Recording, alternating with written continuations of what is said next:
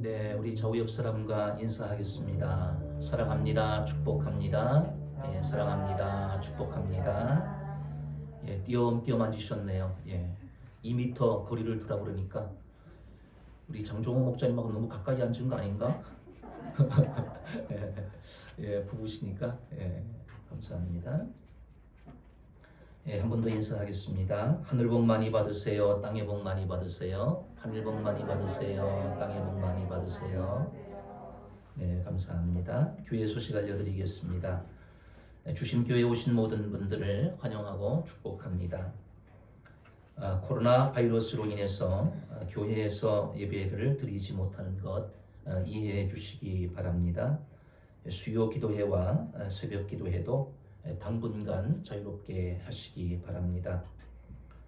오늘 예배는 실시간으로 영상으로 예배를 드립니다. 가정에서 정숙한 마음과 복장으로 또 가족과 함께 카카오 TV로 예배 드리시기 바랍니다. 혹시 카카오 TV로 예배 드릴 수 없는 분들은 기독교 방송을 이용해서 예배를 드리시면 되겠습니다. 주심 카톡방에 링크 주소를 올리겠습니다. 11시 예배를 못 드리는 분들을 위해서 주심교회 유튜브에도 영상을 올리도록 하겠습니다. 목자 목녀들은 정상적으로 교회에서 예배드리지 못하는 이 기간 동안 목장 식구들을 잘 보살펴 주시고 기도하시고 신방해 주시면 감사하겠습니다. 오늘은 예수님의 고난을 기념하는 사순절 넷째 주일입니다. 나라와 민족 또 한국 교회를 위해서 바이러스 퇴치를 위해서 기도해 주시기 바랍니다. 교육자 동정을 보시면 3월 28일입니다. 이번 주 토요일 날 오전 11시에 신정로에 전도사 고시가 있습니다. 우리 주심교회에서 신정로에 속한 전도사님들 고시를 보게 되는데 제가 주관하게 되고요. 우리 교회 박경철 전도사님 함께 우리 전도사 고시에 이번에 시험을 치게 되었습니다. 제가 고시위원장이니까 우리 전도사님 합격시켜 드릴 겁니다. 예, 여러분들 그렇게 아시면 되겠습니다. 주요 일정은 4월 6일 날 고난주간인데 새벽줄 기도회 하는 것으로 되어 있는데 이 코로나 바이러스 사태를 지켜보면서 여러분들에게 연락을 다시 드리도록 하겠습니다. 4월 12일 날은 부활절인데 부활절은 꼭 우리 교회에서 예배를 드릴 수 있었으면 참 좋겠습니다.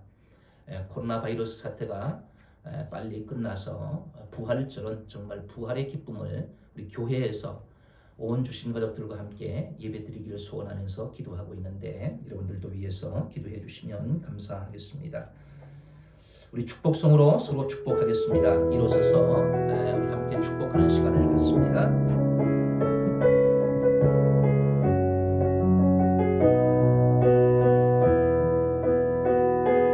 너는 시냇가에 심은 나무라 하나님의 사랑 안에 믿음 뿌리 내리고 주의 뜻대로 항상 사세요.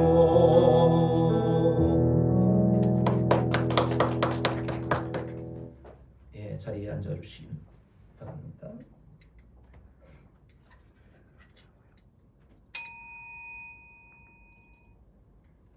온 땅이여 여호와께 즐거이 소리칠지어다. 아멘.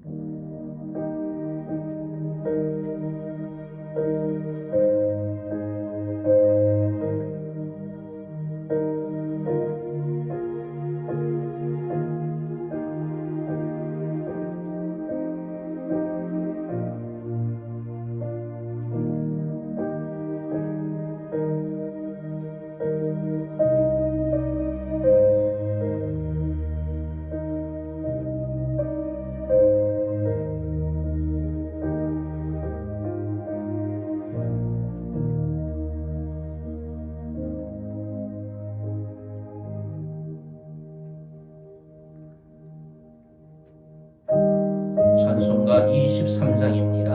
23장 찬양합니다. 만일이 내게 있으면 그 입 닫아지고 내 구주 주시는 정을 늘 찬송하겠네. 내 은혜로 신 하나님 날 도와주시고 그 크신 영광 넓이 펴가게 하소서. 내 주의 귀한 이름이 날 위로하시고 이 귀의 음악 같으니 참 희락되도다. 내 주의 권세 깨뜨려 그 결박 푸시고 이 주한 마음을 비로소 고청케 하셨네.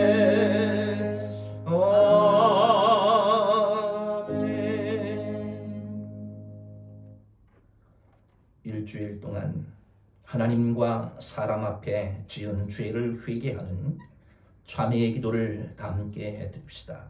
하나님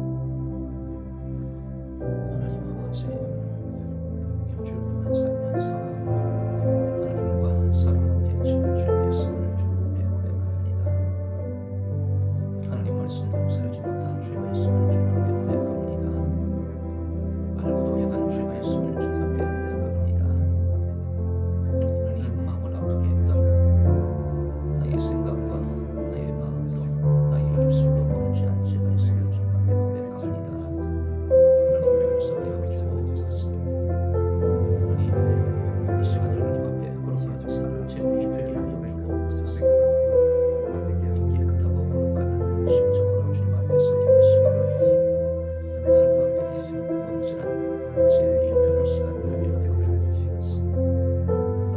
나의 약함과 나의 허물과 죄를 주님 용서해 주시고 주님 앞에 온전하게 예배가 되게 하여 주옵소서.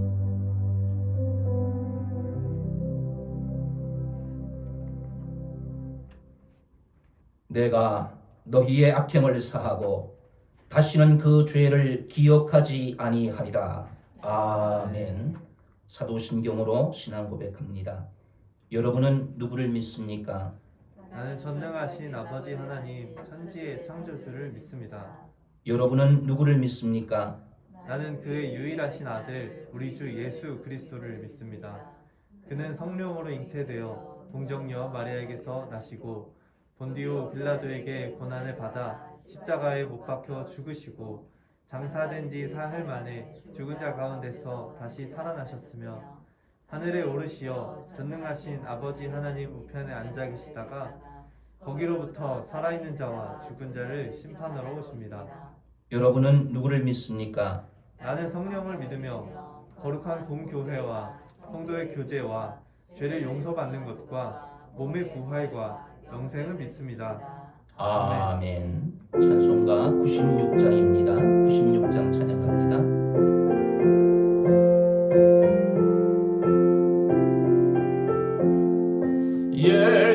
예수님은 누구신가? 우는 자의 위로와 없는 자의 풍성이며 전한 자의 높음과 잡힌 자의 노임되고 우리 기쁨 되시네. 예수님은 누구신가? 약한 자의 강함과 눈먼 자의 빛이시며 병든 자의 고침과 죽은 자의 부활되고 우리 생명 되시네. 예수님은 누구신가?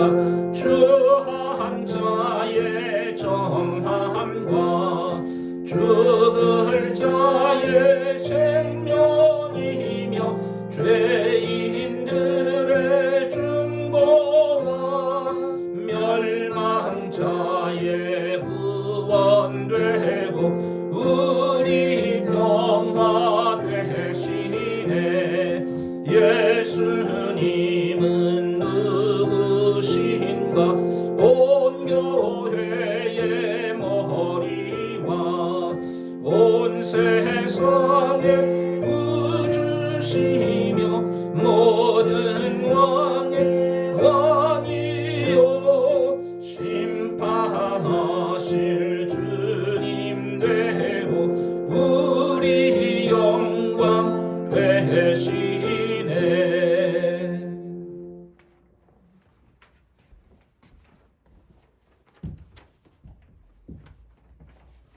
기도하겠습니다. 하늘에 계신 하나님 아버지, 한 주간도 무사히 지켜주시고 오늘도 인도하신 하나님 감사합니다. 오늘 드리는 이 예배가 온 마음과 정성을 다해 하나님께 드리는 귀한 헌신이 되게 하시고 참된 평안과 안식을 누리는 시간 되기 원합니다. 아멘. 다 같이 모여서 드리는 예배가 중단되고 온라인으로 함께 예배하려 합니다. 하나님, 영상이 실시간으로 방송될 때 오류가 없게 하시고 영상을 볼 때 오직 예배에 집중할 수 있는 마음도 주셔서 예배를 계속해서 사모하게 하시고 크신 은혜를 받아 누리는 시간 되게 해주세요. 하나님, 사순절 네 번째 주일을 맞이하며 부활절을 더욱 기대하게 됩니다. 우리를 위해 죽으시고 우리를 위해 부활하신 예수님처럼 코로나 바이러스로 인해 얼어붙고 죽은 것만 같은 이 사회와 경제, 교육, 종교에 새 생명을 불어넣으셔서 봄철 가지에 싹이 트고 꽃이 피듯 부활의 소망을 갖게 해주세요. 모두의 슬픔을 한순간의 기쁨으로 바꾸어 놓으신 예수님의 부활처럼 나약한 제자들을 능력의 사도들로 바꾸어 놓으신 예수님의 부활처럼 잠자는 우리의 영혼이 깨어나게 하시고 이 땅과 하나님 나라의 부활의 감격을 체험하게 해주세요. 이 시간에도 코로나 바이러스와 맞서 싸우며 불철주야 수고하는 방역 당국과 의료진들이 있습니다. 그들의 건강을 지켜주시고 체력을 회복시켜 주시고 지속되는 상황에 지치지 않도록 힘을 주시기 원합니다. 또한 국가적 재난을 위해 함께 기도하는 각 교회 목사님들과 성도님들의 간구를 들으시고 속히 응답하실 줄을 믿습니다. 코로나 바이러스로 고통을 겪고 있는 기업들과 가정들, 교회와 학교, 여러 단체들을 위로하시고 함께 아파하시는 하나님, 이 고통 속에서 하나님의 선하시고 기뻐하시고 온전하신 뜻이 무엇인지 분별하기 원합니다. 움켜쥔 손을 이웃을 향해 펴게 하시고 교회가 세상에 생명을 불어넣는 빛과 소금의 역할을 다하게 해주세요. 하나님, 주신 교회가 영혼 구원하여 제자 삼는 교회, 신약 교회를 회복하는 성경적인 교회, 가정교회가 되기를 원합니다. 또한 하나님께서 보시기에 하나님의 영광과 찬송이 되는 교회, 주님의 심장으로 사랑하고 섬기는 교회, 하나님을 기쁘시게 사람을 행복하게 하는 교회, 기뻐하며 기도하는 교회, 주신 대로 감사하는 교회가 되기를 원합니다. 하나님께서 세우신 주신 교회가 하나님의 뜻을 이루는데 넉넉히 쓰임받기 원합니다. 하나님, 오늘도 말씀으로 우리를 새롭게 하시기를 구합니다. 영의 양식을 가득 채워주시고 눈먼 자가 눈을 뜨고 저는 자가 걷게 되는 일이 일어나기 원합니다. 말씀의 한 구절이라도 마음에 새겨서 마음을 다하고 뜻을 다하고 힘을 다하여 하나님을 사랑하기 원합니다. 오늘 저희를 위해 말씀을 준비하고 선포하실 배용우 목사님을 통해 하나님의 일하심을 보기 원합니다. 이 모든 말씀 살아계신 예수 그리스도의 이름으로 기도합니다. 아멘.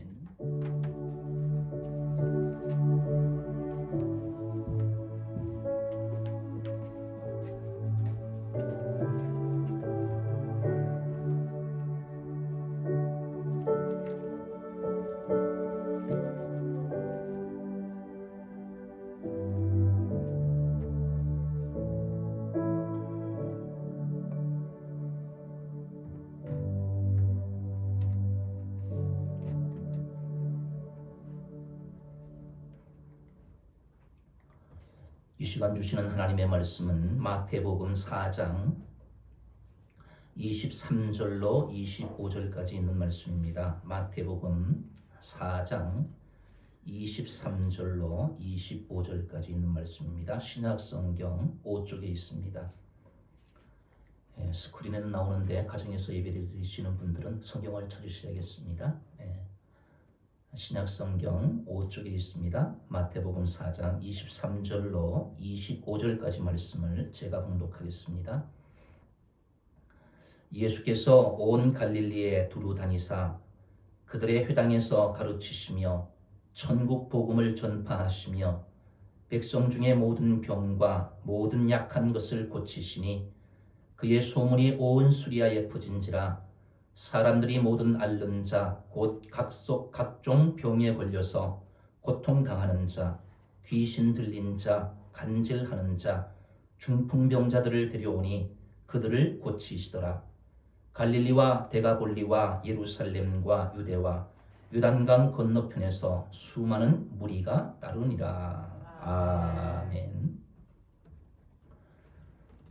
가정에서 예배 드리는 분들, 제가 이번 주 칼럼에서 썼던 것처럼 여러분들 얼굴을 보지 못해서 참 보고 싶습니다.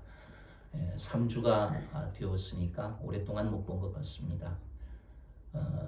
교회에서 예배를 드리지 못한다 할지라도 있는 초소에서 경건한 마음을 가지고 하나님 앞에 영과 진리로 드리는 그러한 예배가 되기를 소원합니다. 오늘은 사순절 넷째 주일입니다. 사순절, 예수님께서 이 세상에 오시고 예수님께서 우리의 죄를 위해서 십자가에 달려 돌아가신 그러한 예수님의 고난을 우리가 묵상하며 또 경건하게 보내는 절기가 사순절이라고 할 수가 있습니다. 왜 예수님께서 이 땅에 오셔서 고난을 당하셨는가? 예수님의 오신 목적이 있다는 거지요. 우리 각자에게도 여러 가지 목적을 가지고 살아가는데 예수님은 하나님이셨는데 하나님 우편에 계시는 하나님이신데 그 하나님께서 인간의 몸을 입으시고 이 땅에 오셨다는 겁니다. 그냥 오고 싶어 오신 것이 아니라 목적을 가지고 오신 거예요.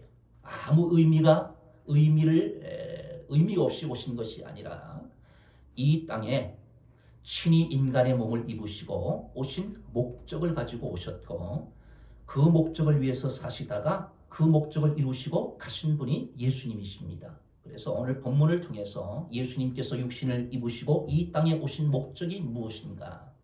예수님이 오신 목적에 대해서 오늘 성경이 기록하고 있는 이 본문을 중심으로 우리들도 그 예수님의 오신 목적을 바로 알고 그리고 이 사순절의 의미를 다시 한번 되새기면서 우리도 예수님이 사셨던 것처럼 우리 주심교회가 그런 사명을 감당하고 우리 주심가족들이 그런 사명을 감당하는 그런 사람이 되고자 하는 마음을 가지고 오늘 본문을 준비했습니다. 여러분, 예수님께서 이 세상에 오신 목적을 마가는 이렇게 기록하고 있습니다.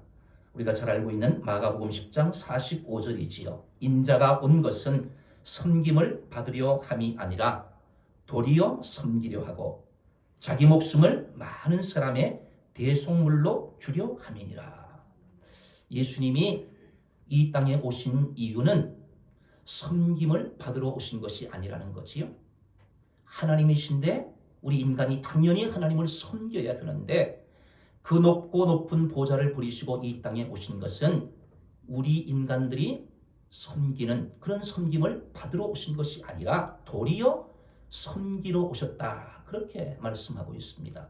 섬기는데 자기 목숨을 많은 사람의 대속물로 주기 위해서 오셨다. 섬기는데 죽기까지 섬기기 위해서 오셨다는 거지요. 많은 사람을 살리기 위해서 십자가에 우리의 죄를 대신해서 대속물이 되기 위해서 죽기 위해서 이 세상에 오셨다. 그렇게 예수님이 오신 목적을 이 마가는 기록하고 있는 것을 볼 수가 있습니다. 자, 그러면 예수님께서 이 땅에 섬기기 위해서 오셨는데 그러면 어떻게 섬기셨는가? 오늘 예수님의 사역, 섬기는 사역에 대해서 함께 살펴보고자 합니다. 첫 번째, 예수님이 이 땅에 오신 목적은 교육 사역을 하기 위해서 오셨다는 거예요. 가르치기 위해서 오셨다는 겁니다. 오늘 본문 23절 말씀을 보니까 예수께서 온 갈릴리에 두루 다니사 그들의 회당에서 가르치시며 천국 복음을 전파하시며 백성 중에 모든 병과 모든 약한 것을 고치시니 예수님께서 이 세상에 오셔서 온 갈릴리를 두루 다니셨다는 거예요. 그 당시에는 이렇게 교통수단이 없었잖아요. 온 갈릴리 지역을 두루 다니시면서 이 사역을 감당하셨는데 역사학자인 요세푸스의 자료를 보면은 이 갈릴리 지역이 얼마나 넓은 지역이었는지에 대해서 기록하고 있는데 그 갈릴리 지역에 약 200개의 마을이 있었다고 해요. 그리고 인구는 약 300만 명에 육박할 정도로 그렇게 큰 지역이었다는 거지요. 예수님께서 그 갈릴리 지역을 두루 다니시면서 그리고 회당을 다니시면서 가르치셨다. 그렇게 성경은 말씀하고 있습니다. 지속적이며 반복적으로 다니셨음을 나타내는 그런 표현이라고 할 수가 있습니다. 육체적으로 매우 고된 사역이라고 할 수가 있습니다. 하나님이신데 육신을 입고 우리와 똑같은 육신을 가지고 이 갈릴리 지역을 그렇게 광대한 지역을 두루 다니시면서 예수님께서 사역을 하셨는데 기독교 교육학자 루이스 쉐릿이라는 사람에 의하면 예수님에 대해서 가장 많이 부른 칭호가 선생이라는 칭호라는 거예요. 복음서에 약 42회 정도 나온다고 합니다. 사람들이 예수님을 부를 때 랍비, 선생님 이렇게 불렀다는 거예요. 42번이나 예수님을 칭할 때 여러 가지 호칭이 있지 않습니까? 다윗의 자손 예수여, 선생님이여, 랍비여 여러 가지가 있었는데 교육적인 측면에서 보면 예수님을 부를 때 선생님이여 라고 많은 사람들이 그렇게 호칭한 것을 볼 수가 있습니다. 여러분 또한 이 예수님께서는 회당에서 가르치셨다 그렇게 말씀하고 있어요. 이 회당이라고 하는 것은 이 유대인들이 바벨론에 포로로 갔을 때 거기에서 예배드리던 곳이었어요. 성전이 없으니까 성전에서 제사를 드려야 되는데 유대인들은 제사를 드릴 수가 없으니까 회당을 만들어서 거기에 모여서 율법을 낭독하고 또 말씀을 배우고 그렇게 했던 교육 장소가 또 예배드렸던 장소가 바로 회당이었는데 바벨론에서 돌아왔지만 이 이스라엘 지역에 여러 회당들이 있었다는 거예요. 큰 도시에는 회당이 여러 개 있었겠죠. 자, 이 갈릴리 지역에 여러 회당이 있었는데 예수님께서 그 회당들을 다니시면서 교육하셨음을 성경은 우리에게 말씀하고 있습니다. 예수님께서 교사의 역할을 감당하셨다는 거예요. 가르치셨다는 거예요. 예수님의 가르침은 단순한 지식 전달이 아니었습니다. 보여주는 교육이었어요. 예수님께서 교육을 하실 때 말로도 가르치셨지만 그러나 실제로 예수님께서 본을 보이시면서 모범을 보이시면서 실천하시면서 그렇게 교육하신 것을 볼 수가 있습니다. 예수님은 삶으로 교육하셨다는 거예요. 그 당시에 바리새인들 같은 사람들은 말로 가르친 거예요.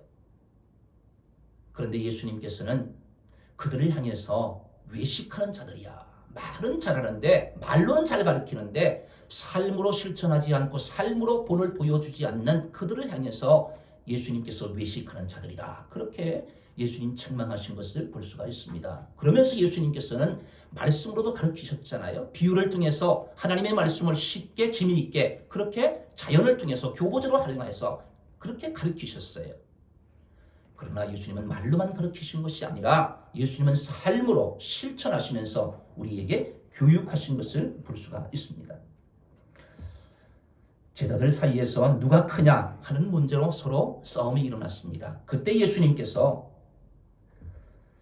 요한복음 13장 14절에 보니까 내가 주와 또는 선생이 되어 너희 발을 씻었으니 너희도 서로 발을 씻어 주는 것이 옳으니라. 누가 크냐? 그렇게 서로 옥신각신할 때 예수님께서 대야에다 물을 떠가지고 제자들의 발을 씻어주셨다는 거예요. 이 보여주는 교육이잖아요.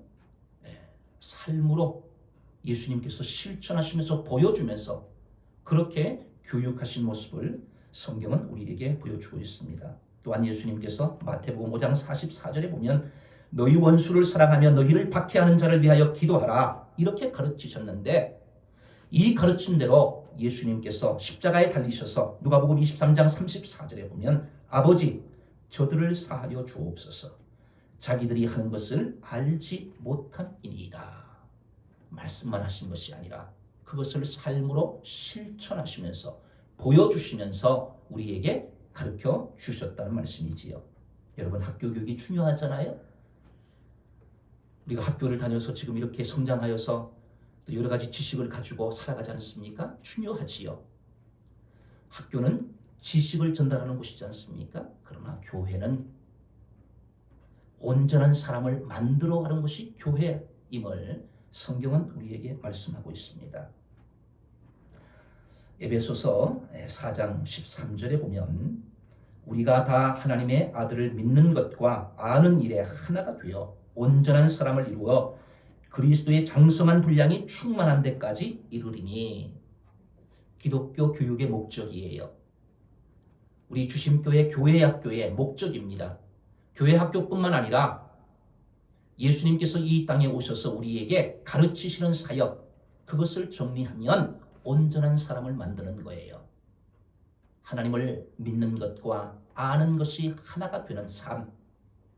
그래서 그리스도의 장성한 분량에 이르게 되는 성숙한 믿음의 사람, 성숙한 인격의 사람으로, 온전한 사람으로 세워주려고 하는 것이 바로 예수님이 우리에게 오셔서 가르치시는 그러한 목적이라고 할 수가 있습니다.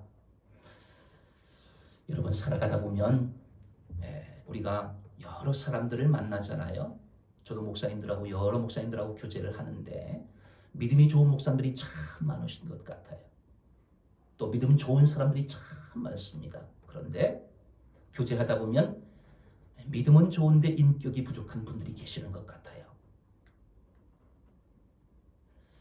믿음은 좋은데 인격이 부족한 그리스도인들이 있는 것 같습니다. 하나님을 믿는다고 하면 또 그 하나님을 아는 대로 우리가 그렇게 살아야 되는 거잖아요. 그래서 그리스도의 장성한 분량에 이르도록 그리스도의 그 부분, 그리스도의 그러한 경지에까지 우리가 성숙한 그러한 믿음의 사람으로 세워져야 하는 것이 바로 예수님께서 이 땅에 오셔서 우리를 그렇게 살도록, 그런 사람으로 만들도록 하기 위해서 가르치셨다는 말씀이지요. 사무엘이 사사직에서 물러나면서 백성들에게 강조한 말이 있는데요. 사무엘상 12장 23절과 24절이에요. 나는 너희를 위하여 기도하기를 쉬는 죄를 여호와 앞에 결단코 범하지 아니하고 선하고 의로운 길을 너희에게 가르칠 것인즉 너희는 여호와께서 너희를 위하여 행하신 그 큰 일을 생각하여 오직 그를 경외하며 너희의 마음을 다하여 진실이 섬기라. 사무엘 선지자가 이스라엘 백성들의 사사로서, 선지자로서, 제사장으로서 또 왕의 역할을 감당하면서 그렇게 나라를 다스리다가 은퇴하면서 물러나면서 두 가지를 강조했어요. 기도하겠다는 거예요. 너희들을 위해서, 백성들을 위해서 내가 계속 기도할 것이다. 그리고 선하고 의로운 길을 너희에게 가르칠 것이다. 그렇게 이야기한 것을 볼 수가 있습니다. 여러분, 가르치지 않으면 신앙이 계승될 수가 없습니다. 신앙 교육을 시켜야지만 되잖아요. 우리 주심교회 아동부, 제대, 또 청소년부, 또 젊은이들, 이 신앙이 계승을 하기에 대해서 이어지기 위해서는 가르쳐야 되잖아요. 신앙 교육을 해야 되잖아요. 제가 지금 목사가 된 것은 누군가 저를 가르치신 거예요. 신앙 교육을 해주신 거지요. 아버님께서 제가 어릴 때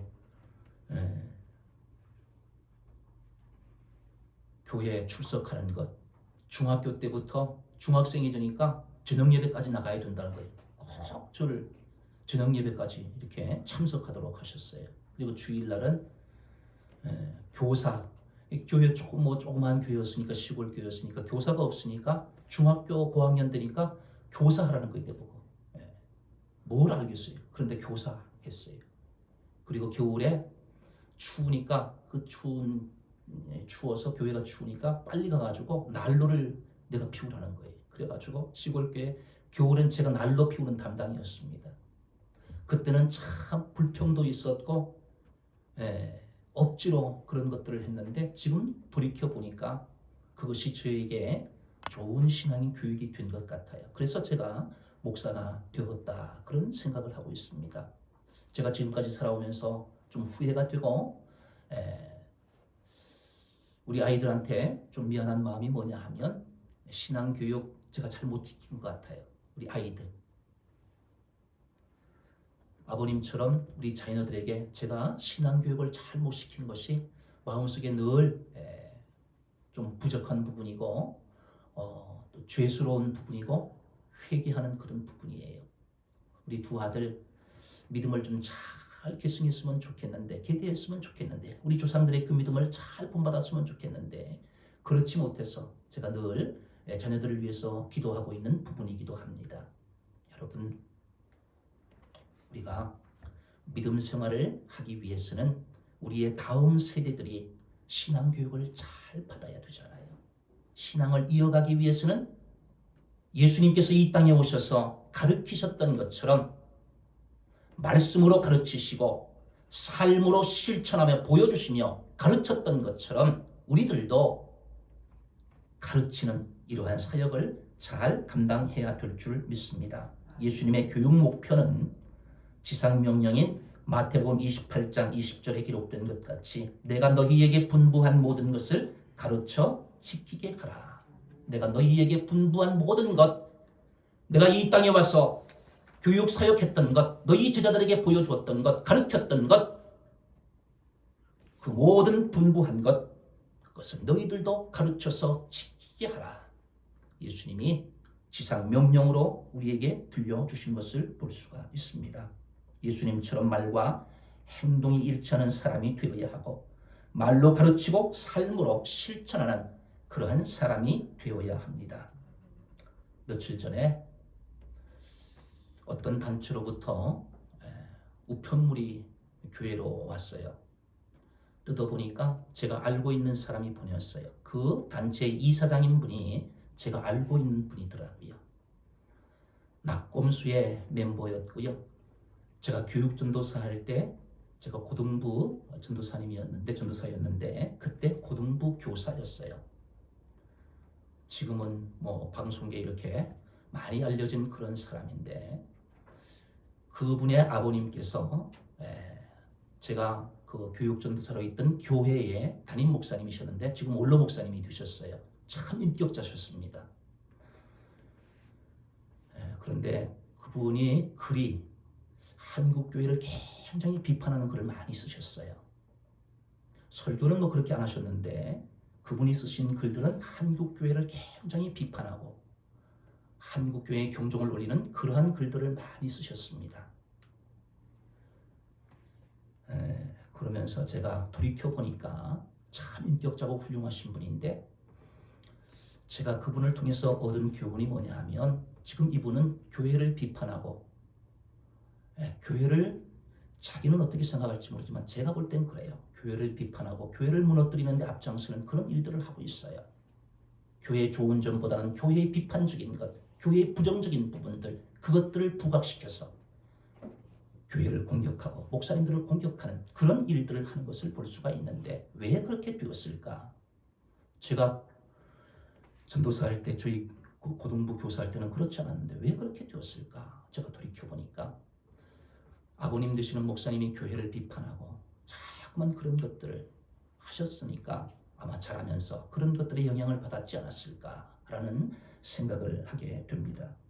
여러분, 교회가 부족하고 교회가 연약하고 교회가 정말 사람들의 지탄을 받는 그런 교회라 할지라도 그럼에도 불구하고 주님의 몸된 교회예요. 교회를 함부로 비판하면 안 되고 주의 종들을 함부로 비판하고 그렇게 하면 결국 그 영향이 자녀들에게 미치게 되는 것을 제가 그것을 통해서 체험하게 되었습니다. 여러분, 세상의 교회, 불완전한 교회들 있잖아요. 지금 코로나 바이러스로 인해 가지고 교회들이 얼마나 어렵습니까? 일반인들은 신천지가 교회라고 생각하니까 같이 싸잡아서 교회를 공격하잖아요. 왜 목사님들이 말을 안 듣느냐? 이럴 땐 예배를 드리지 말아야 되는데 뭐 성남에 있던 뭐 그런 교회처럼 확진자들이 많이 생겨가지고 그러니까 얼마나 또 교회들이 어렵습니까?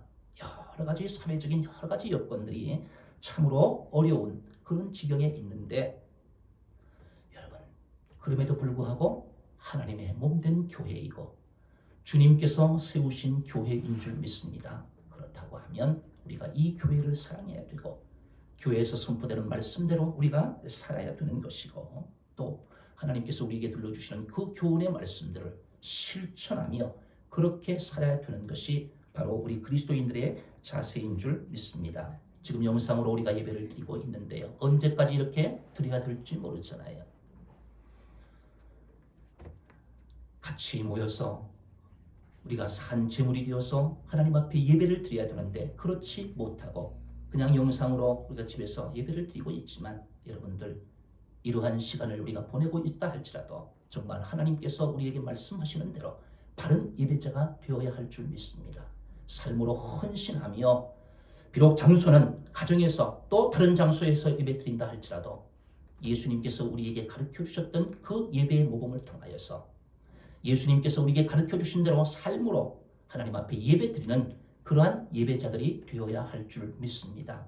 여러분 말로서 예수님을 섬기는 것이 아니라 말로서 우리가 믿음 생활하는 것이 아니라 말과 행함이 일치하는 예수님께서 친히 우리에게 가르쳐 주신 대로 그렇게 살아가는 저와 여러분들 되시기를 주님의 이름으로 축원합니다.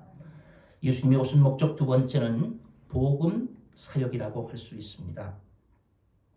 23절 말씀인데요. 마태복음 4장 23절에 보면 예수께서 온 갈릴리에 두루 다니사 그들의 회당에서 가르치시며 천국 복음을 전파하시며 백성 중에 모든 병과 모든 약한 것을 고치시니 예수님은 이 세상에 오셔서 가르치시는 사역뿐만 아니라 복음 전하는 사역을 하셨습니다. 전도하는 사역 하셨어요.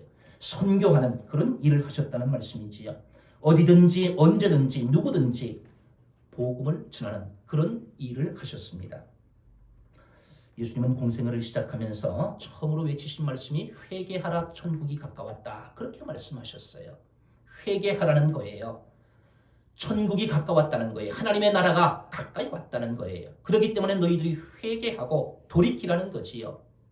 과거의 삶의 그러한 가치관, 과거에 그렇게 가졌던 그러한 삶의 모습에서 돌이켜서 이제 하나님의 나라를 바라보면서 하나님의 의를 구하면서 그렇게 살아야 될 것임을 그래서 하나님의 백성으로 살 것을 예수님께서 전도를 통해서 말씀한 것을 볼 수 있습니다.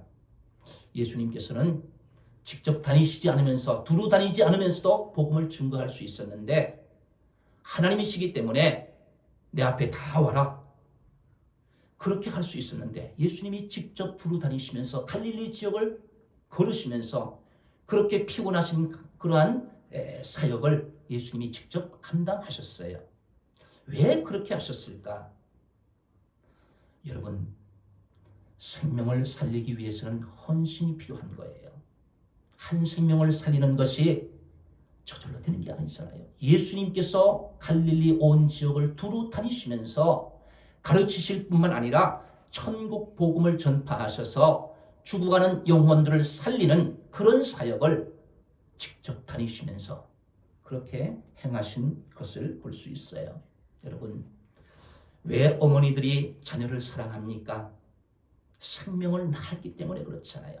해산의 고통을 겪었기 때문에 그 생명의 소중함을 알기 때문에 그 자녀를 위해서 자기의 목숨까지도 버릴 수 있는 그런 사랑이 그 속에 담길 수 있잖아요. 예수님도 한 영혼을 살리기 위해서 사마리아 지역을 다니시면서 거기에서 수가성의 한 여인, 그 여인을 변화시키는 그 일을 위해서 예수님이 찾아가신 것을 볼 수 있어요. 전도하기가 얼마나 어렵습니까? 요즘 이런 사태에 예수님 믿으라고 교회 나오라고 그렇게 전도하기가 얼마나 어려워요. 전도하기가 점점 더 어려워지는 상황이 되지 않습니까? 그런 환경으로 바뀌고 있잖아요. 그런 문화가 이 사회 속에 그렇게 진행되어 가고 있지 않습니까? 고상하게 예수님 믿고 싶잖아요. 전도하지 않고도 그렇게 하면 나만 잘 믿으면 된다. 그런 생각을 할 수 있잖아요. 그러나 예수님께서 온 천하에 다니시면서 만민에게 복음을 전파하라고 그렇게 말씀하셨어요. 또 예수님께서는 전도하는 일을 위해 오셨다고 친히 말씀합니다. 마가복음 1장 38절에 보니까 이르시되 우리가 다른 가까운 마을들로 가자. 거기서도 전도하리니 내가 이를 위하여 왔노라. 전도하기 위해서 오셨다. 다른 마을들로 가서 전도해야 된다. 내가 이것을 위해서 왔다. 그렇게 말씀하셨어요. 디모데전서 2장 4절에 보니까 하나님은 모든 사람이 구원을 받으며 진리를 아는 데 이르기를 원하시느니라. 모든 사람이 구원을 받고 모든 사람이 진리에 이르도록 원하시는 분이 하나님이시다. 그 하나님의 뜻을 가지고 이 땅에 오셔서 그 하나님의 마음을 가지고 복음을 전하시면서 생명을 살리기 위해서 다른 마을들을 다니시면서 그렇게 복음을 증거하셨다는 거예요. 이 사역을 위해서 예수님이 이 땅에 오셨다 말씀하는 겁니다. 저와 여러분들이 지금 이 자리에서 예배를 드릴 수 있는 것은 어느 누군가에게 빚을 진 거예요. 누군가 우리를 복음으로 인도해 주었기 때문에 그분들이 부모님이든 혹은 내 주변의 어떤 사람이든 누군가를 통해서 복음을 들었기 때문에 오늘 우리가 이 자리에 있는 것 아니겠습니까? 그렇다고 하면 우리들도 예수님께서 이 땅에 오신 목적이 복음을 전하기 위해서, 생명을 살리기 위해서, 선교하기 위해서 이 땅에 오셨다. 그렇다고 하면 우리들도 이 예수님의 삶을 본받아서 우리도 전도해야 된다는 거예요. 생명 살리는 그 일에 우리들도 헌신해야 된다는 거지요. 사도행전 1장 8절에 보니까 오직 성령이 너희에게 임하시면 너희가 권능을 받고 예루살렘과 온 유대와 사마리아와 땅끝까지 이르러 내 증인이 되리라. 교회는 전도하는 일을 위해서 존재하는 겁니다. 우리 주심교회가 왜 여기에 있느냐? 생명 살리고 영혼 살리기 위해서 있는 거예요. 그 역할을 감당하지 못한다고 하면 이 주심교회가 여기에 있을 이유가 없는 거지요. 교회는 예수님의 사역을 본받아서 그것을 이어서 행하는 것이 교회잖아요. 예수님의 삶을 이어받아서 우리도 그렇게 살아야 되는 것이고 예수님이 행하신 그 일을 우리들이 이어서 하기 위해서 주심교회가 존재하는 것이다. 초대교회 사도들은 복음 전파에 온 힘을 기울였습니다. 날마다 성전에 있든지 집에 있든지 예수는 그리스도라고 가르치기와 전도하기를 그치지 아니했다. 성경은 기록합니다. 여러분 이런 의문을 가질 수 있잖아요. 지금 코로나 바이러스로 교회가 욕을 먹고 있는데 어떻게 전도할 수 있느냐고. 교회에서 여러 확진자가 생겨 공동 감염의 온상처럼 여겨져 비난을 받고 있는데 어떻게 전도할 수 있느냐. 더구나 신천지가 온 나라를 어지럽게 해서 우리 교회를 신천지 교회라고 생각해서 전도하기가 점점 더 어려워졌습니다. 나라에서 예배를 자제해달라고 하는데 왜 목사님들이 말을 안 듣느냐고 그런 비난을 받습니다. 예배를 폐쇄하고 허가제로 해야 한다는 그런 말까지 나옵니다. 이런 상황에서 어떻게 전도할 수 있습니까? 사순절을 지내면서 예수님이 이 땅에 오신 목적을 우리가 바로 알아야 됩니다. 왜 십자가에서 죽으러 오셨습니까? 영혼을 살리기 위해서 오신 거예요. 고상하게 예수님 믿어야 되는데 점점 더 전도하기가 힘들어지고 교회가 여러 가지 상황 속에 어려워지고 있는 그런 모습을 볼 때 정말 안타까워요.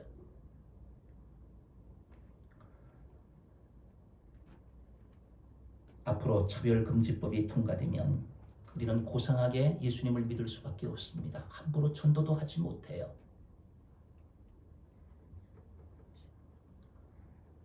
다른 사람에게 전도하는 것도 믿지 않는 사람들에게는 또 다른 차별이 될 수 있기 때문입니다. 동성애를 죄라고 하면 성평등에 어긋나는 행동으로 법적인 처벌을 받게 돼요. 소수의 인권을 위해서 다수의 인권이 침해를 받는 것입니다. 예수님만이 구원자라고 하면 차별이 됩니다. 예수님을 믿으라고 전도하지 못하고 교회 가자는 말도 못하는 그런 현실이 될지도 몰라요. 점점 복음 전파가 힘들어지는 문화와 환경으로 변해가고 있습니다. 전도하는 마음을 위축시킵니다. 전도하는 것을 혐오스러운 행동으로 그렇게 몰아갑니다. 이런 환경에서 우리가 전도해야 되느냐? 디모데후서 4장 2절에 보니까 너는 말씀을 전파하라. 때를 얻든지 못 얻든지 항상 힘쓰라. 범사에 오래 참음과 가르침으로 경책하며 경계하며 권하라. 여러분 때를 얻든지 못 얻든지 하라고 말씀하고 있기 때문에 지혜롭게 전도해야 되는 거지요. 가정교회 전도 방법을 따라서 우리가 전도해야 돼요.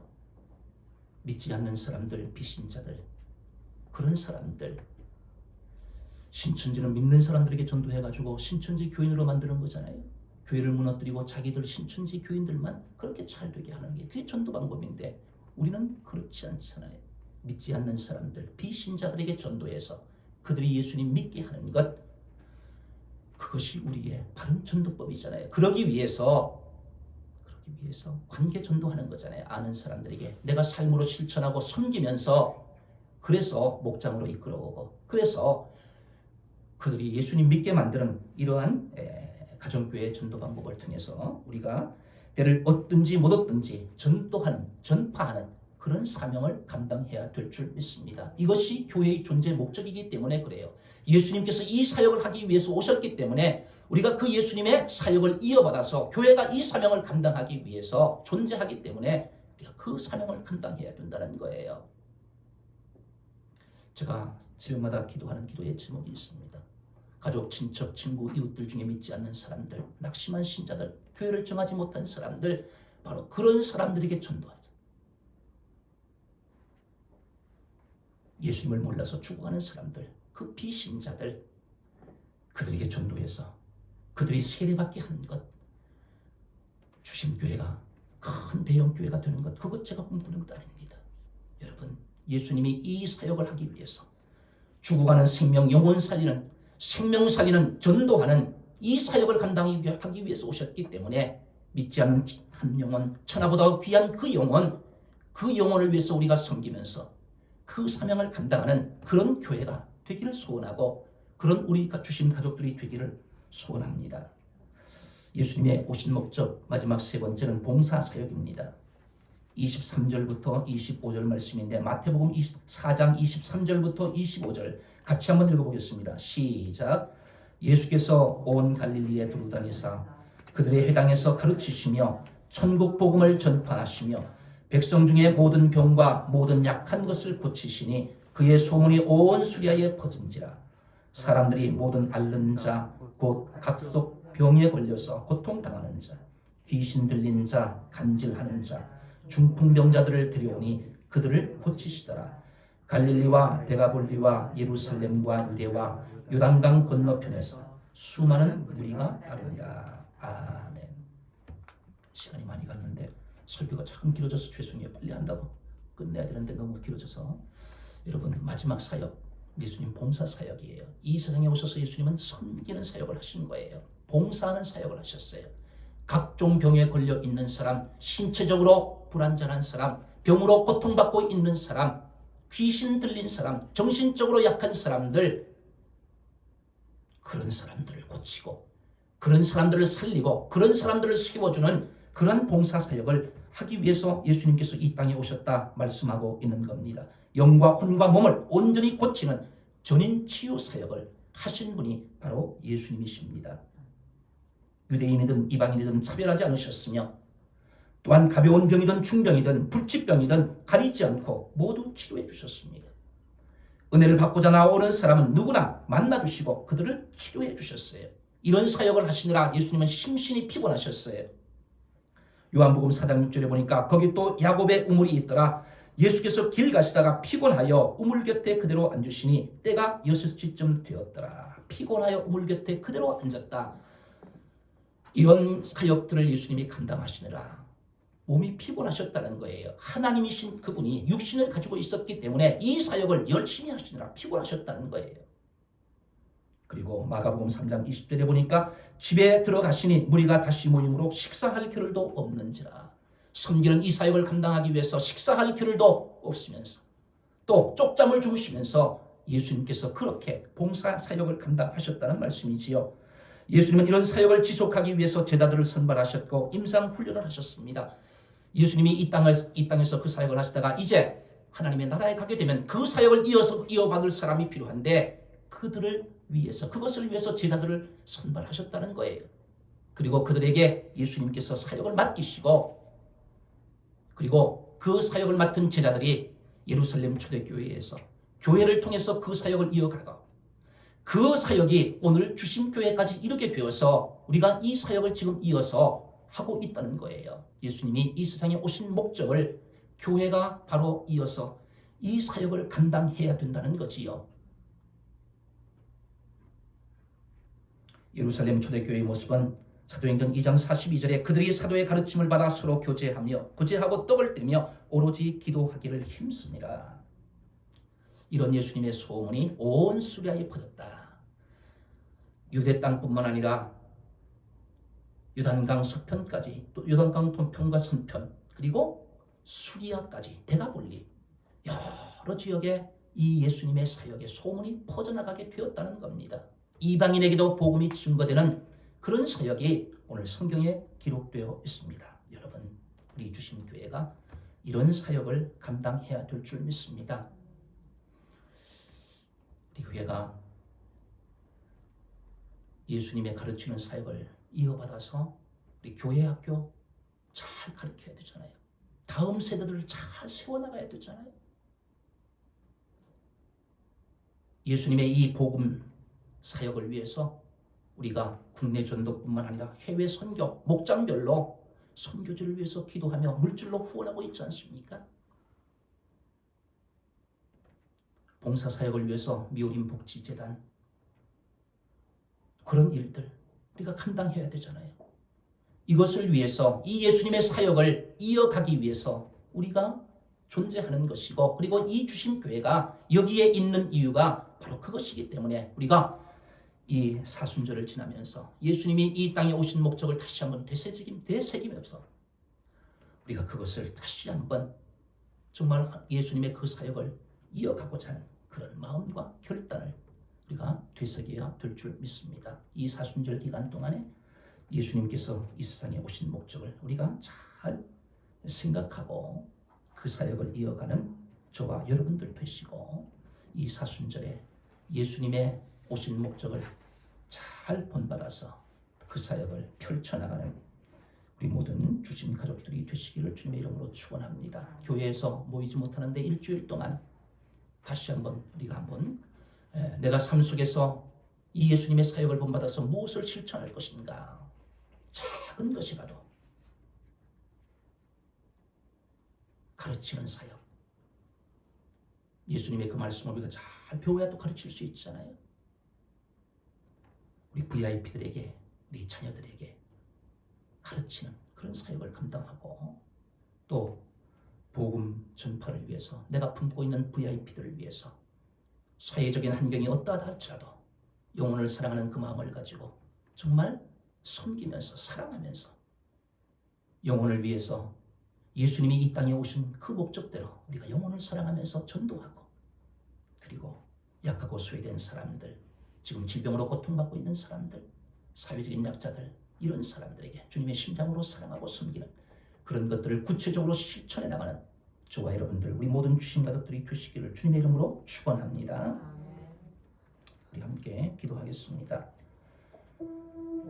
예수님이 오신 목적은 교육 사역이고 복음 사역이고 봉사 사역이라고 했습니다.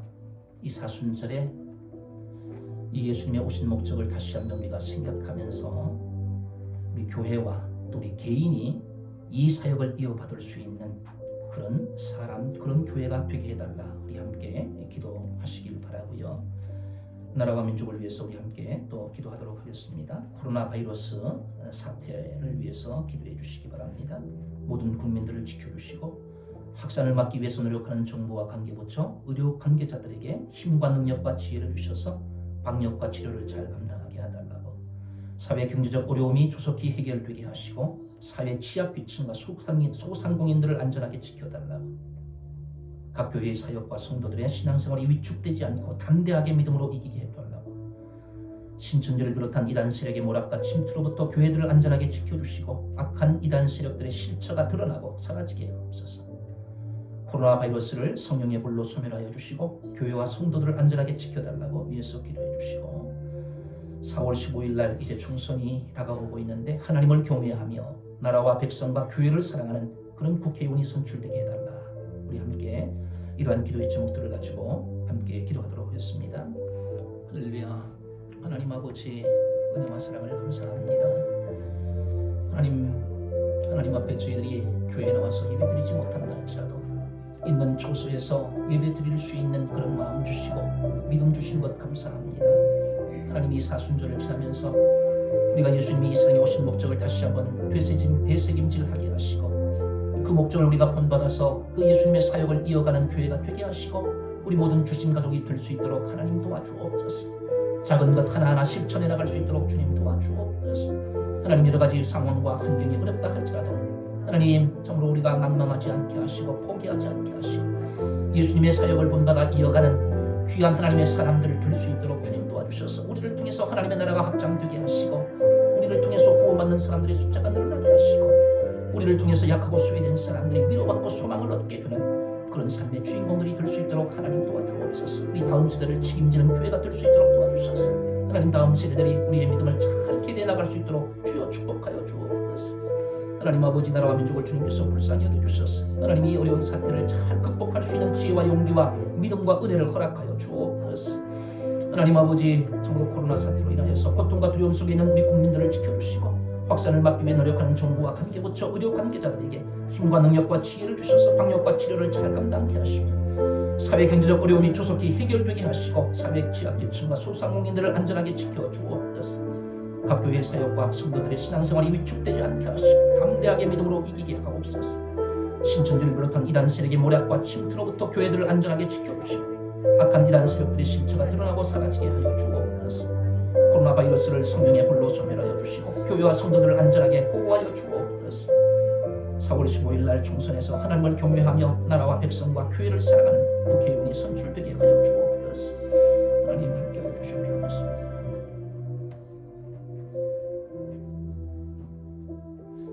하나님 아버지, 은혜와 사랑을 감사합니다. 어떤 여건과 환경 속에서도 예배를 이어갈 수 있는 그런 믿음을 주신 것 감사합니다. 하나님, 가정에서 예배드리는 우리 주심 가족들을 주님께서 위로하여 주시고 하나님, 어떤 상황과 어떤 환경 속에서도 하나님 잊지 않고 살아갈 수 있도록 도와주시고 하나님 앞에 예배하며 기도하며 살아가는 귀한 예배자들 될 수 있도록 주님 도와주옵소서. 하나님, 예수님이 오신 목적을 우리가 바로 알게 하시고 그 예수님의 오신 목적을 저희들이 성취하며 본받아서 그 사역을 이어가는 교회가 되게 하시고 우리 모든 그리스도인들이 될 수 있도록 축복하여 주시옵소서. 코로나 바이러스를 하나님께서 하루속히 퇴치하여 주셔서 나라가 빨리 안정을 찾을 수 있도록 도와주시고 온 국민들이 건강하게 하시며 한국교회가 위축되지 않고 하나님께서 맡겨주신 사역을 잘 감당해 나갈 수 있도록 은혜를 베풀어 주옵소서. 이를 위해서 수고하며 헌신하는 귀한 하나님의 사람들 한 사람 한 사람 주님께서 힘주시고 건강 주시고 능력 주셔서 잘 감당케 하셔서 하나님의 은혜로 이 모든 사태를 잘 극복할 수 있도록 도와주시고 이단 세력들을 주님께서 물리쳐 주셔서 건강한 교회들이 하나님을 기쁘시게 하는 그런 나라가 될 수 있도록 주여 축복하여 주옵소서. 4월 15일 날 총선에서 하나님을 경외하며 나라와 백성과 교회를 사랑하는 국회의원이 선출될 수 있도록 하나님이 도와주옵소서. 감사하오며 예수님의 이름으로 기도하옵나이다. 아멘. 찬송가 213장 하면서 준비한 내용을 하나님 앞에 드리겠습니다.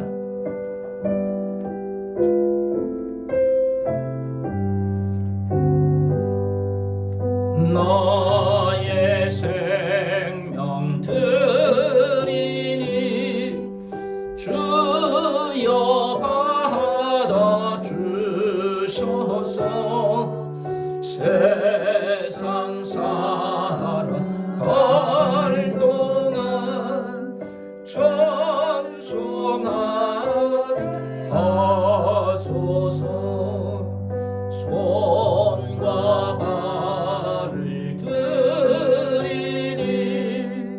주여 받아 주소서. 주의 일을 위하여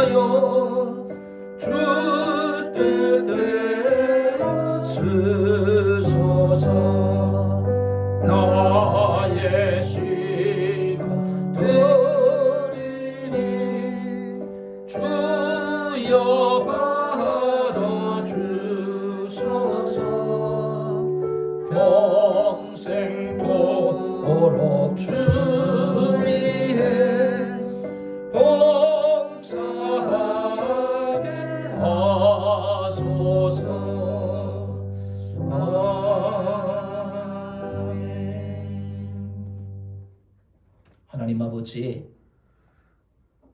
어려운 중에도 하나님 앞에 예배하는 자들로 살아갈 수 있도록 은혜 주시니 감사합니다.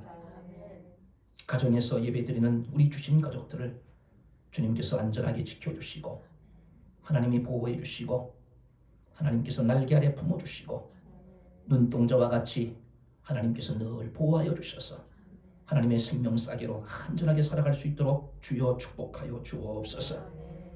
이 시간 드리는 주일헌금 11조 감사헌금 선교헌금을 주님 기쁘게 받아 주옵소서. 임을 드리는 손길들에게 하늘의 신령한 복으로 땅의 기름진 복으로 풍성하게 채워주시고 강건한 복을 누리며 살아갈 수 있도록 주님께서 축복하여 주옵소서. 하나님, 우리의 일터를 우리의 가정을 복되게 하시고 하나님께 영광 돌리는 삶의 주인공들로 살아갈 수 있도록 주님 도와주옵소서. 우리의 영혼들이 잘 되게 하시고 하나님 여러 가지 상황 속에서 어려운 상황 속에서도 우리의 영혼을 지켜주셔서 믿음 떨어지지 않게 하시고 하나님 어떤 상황 속에서도 하나님 의지하며 하나님께 영광 돌리며 살아가게 하시고 특별히 일터를 하나님께서 지켜주셔서 이 어려울 때 우리 주심 가족들의 사업체를 하나님께서 지켜주시고 보호하여 주셔서 승리할 수 있도록 주님 도와주시고 우리의 회사를 주님께서 지켜주시고 보호하여 주시고 우리의 자녀들을 주님께서 지켜주시고 인도하여 주옵소서. 후손이 땅에서 강성하게 되는 믿음의 명문 가문으로 살아갈 수 있도록 주여 축복하여 주옵소서. 샘곁에 무성한 가지가 담을 넘듯 이웃까지 복되게 하는 축복의 통로가 될 수 있도록 축복하여 주시옵소서. 하나님의 영광과 찬송이 되는 삶의 주인공들로 살게 하시며 특별히 목자, 목녀, 부목자들에게 은혜를 주셔서 건강하게 하시고 성령 충만하게 하시고 가정은 사방의 평강으로 인도하셔서 하늘의 복과 땅의 복을 누리며 하나님 맡겨주신 사명 잘 감당할 수 있도록 은혜 덧입혀 주시옵소서. 하나님, 코로나 바이러스로 고통당하는 이웃에게 하나님의 위로와 힘을 주셔서 잘 이겨낼 수 있도록 축복하여 주시옵소서.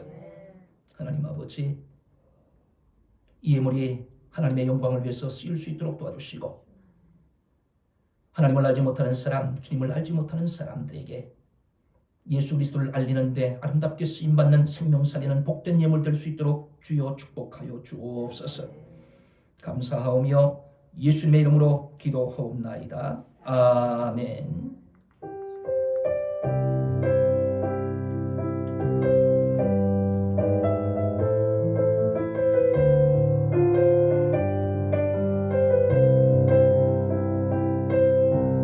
내겐 소원이 하나 있네. 주님 다시 오실 그날까지 우리 가슴에 새긴 주의 십자가 살아 나의 교회를 사랑케 하네. 주의 교회를 향한 우리 마음 희생과 포기와 가난과 고난 하물며 죽음조차 우릴 막을 수 없네. 주신 교회는 이 땅의 희망. 교회를 교회 되게 예배 되게 우릴 사용하소서. 진정한 부흥의 날 오늘 임하도록 우릴 사용하소서. 성령 안에 예배하리라. 자유의 마음으로 사랑으로 사역하리라. 교회는 생명이니 교회를 교회 되게 예배 되게 우릴 사용하소서. 진정한 부흥의 날 오늘 임하도록 우릴 사용하소서.